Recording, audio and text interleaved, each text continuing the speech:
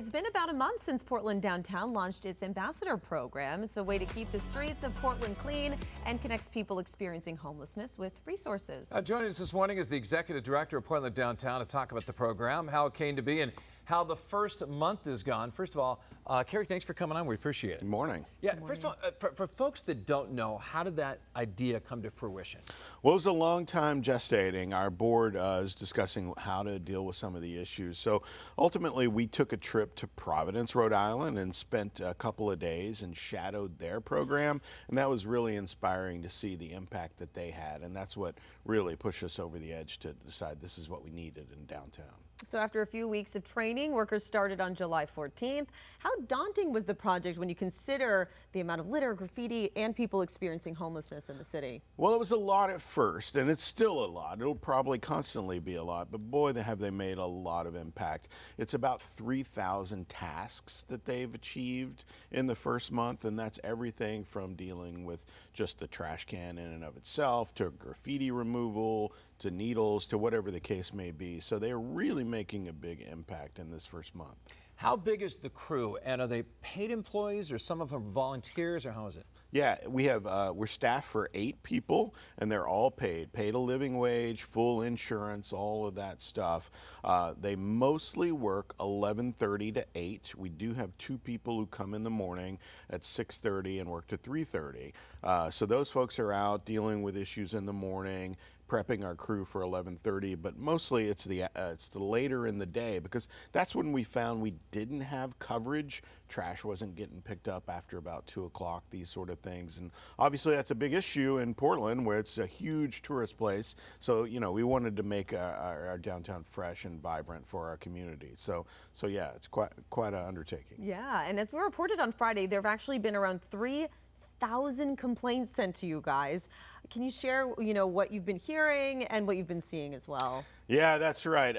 You can do all of these on C-Click-Fix or 311 Portland, and we follow those within our service district. A lot of it is graffiti. We're a little bit behind. We were a little bit behind in dealing with that, so there's a lot of catch-up to do. That's the biggest thing, but obviously there's anything from trash to sort of needle pickup or human waste, these kind of things. Our folks have pressure washers, all sorts of chemicals, gloves, masks, eye protection, and you report that to 311 or C-Click-Fix, and our folks will get out there and address it. I remember like 10 or 12 years ago, I did a story about all the graffiti and tagging downtown, and local businesses, they thought that was one of the biggest problems.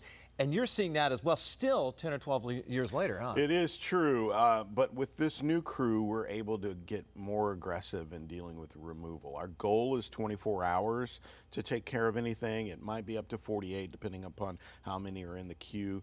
But we believe and have seen in other cities that if you deal with it, if you recognize that it's not going to stay, that folks will look for other places to tag, because it's just not going to be available on that building. We're going to take care of it.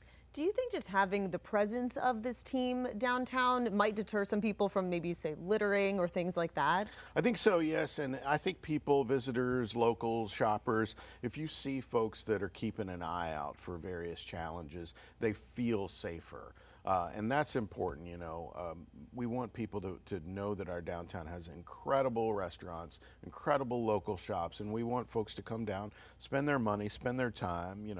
It's where you come to protest, it's where you come to celebrate, it's for everyone.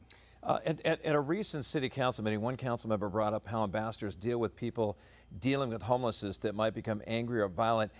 How do they deal with that if they're confronted by somebody? Yeah, our folks get a lot of training. They had about 2 weeks of training, and everything from de-escalation to verbal judo, all sorts of background. And some of them have backgrounds in these issues. They work for some of our social service providers in the past, so they've got that job experience as well.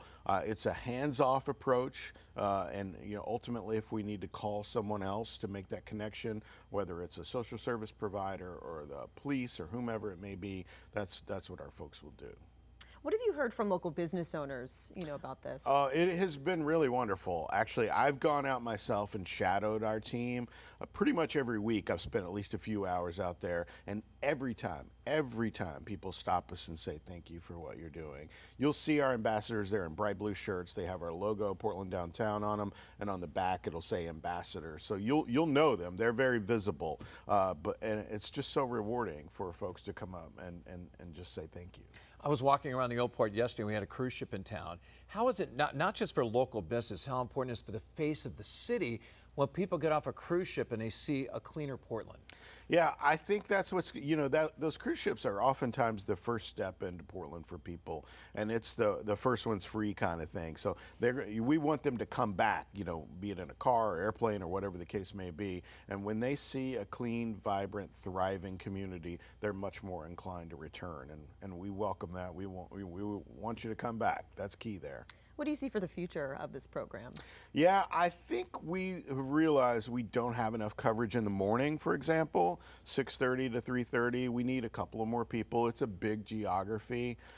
We also probably need overnight coverage in the long run. We'd like to have someone working from, let's say, 10 a.m. to 6 in the morning or something like that. They do that in Bangor, which is a good model. I think in the long run we'd like to grow that, but we know we have to prove ourselves in this first year, and we're going to do that. We've already feeling real good about the first month, those 3,000 achievements there, and looking forward to going, bigger in the future.